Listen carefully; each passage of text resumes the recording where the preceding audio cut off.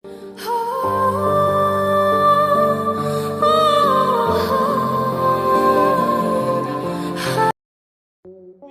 চাটের বাল আব্বাস, তুমি আসছো এখানে মামলা করতে? মির্জা আব্বাস কেডা? মির্জা আব্বাস সান্দাবাস। মির্জা আব্বাস সান্দাবাস। জীবন মৃত্যুর সন্ধিক্ষণে মির্জা আব্বাস, তাকে সিঙ্গাপুরে নেওয়া হচ্ছে। অসুস্থ হয়ে হাসপাতালে ভর্তি আছেন। হাসপাতালে চিকিৎসাধীন বিএনপির স্থায়ী কমিটির সদস্য, প্রধানমন্ত্রীর রাজনৈতিক উপদেষ্টা ও সংসদ সদস্য মির্জা আব্বাস। শুক্রবার 13 মার্চ তাকে উন্নত চিকিৎসার জন্য সিঙ্গাপুরে নেওয়ার প্রস্তুতি চলছে বলে দলের পক্ষ থেকে জানানো হয়েছে।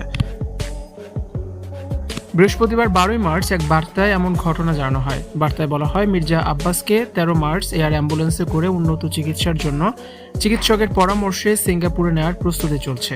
এর আগে বুধবার ইফতারের সময় পানি পান করার সময়ই হঠাৎ করেই জ্ঞান হারিয়ে ফেলেন মির্জা আব্বাস। অবস্থার উন্নতি না হলে গভীর রাতে তাকে হাসপাতালে ভর্তি করা হয়। এদিকে মির্জা আব্বাসকে দেখতে বৃহস্পতিবার রাতে হাসপাতালে যান জামাত ইসলামীর আমির ও জামাত সংসদের বিরোধী দলীয় নেতা ডাক্তার শফিকুর রহমান। তিনি হাসপাতালে অবস্থানরত মির্জা আব্বাসের স্ত্রীর কাছে তার শারীরিক অবস্থা ও চলমান চিকিৎসার খোঁজ খবর নেন।